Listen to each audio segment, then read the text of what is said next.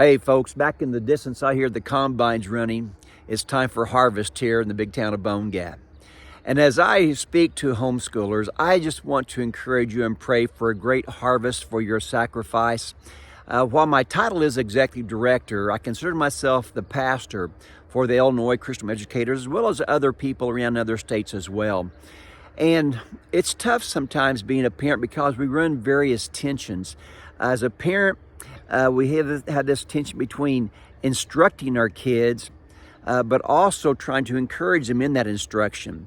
And sometimes that's a hard tension to navigate because we have to discipline our kids, have to get onto them sometimes to push them.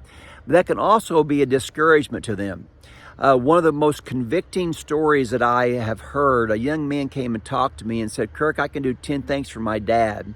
I can do 9 things perfectly, and the 10th one, okay. Not perfect, but okay."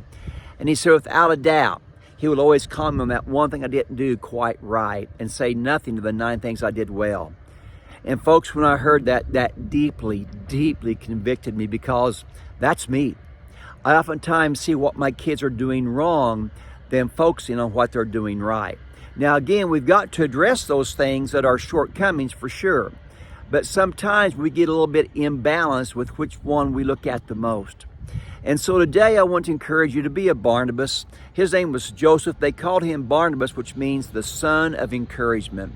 We want to encourage our kids. Yes, instruct them. Yes, teach them. At times, discipline them.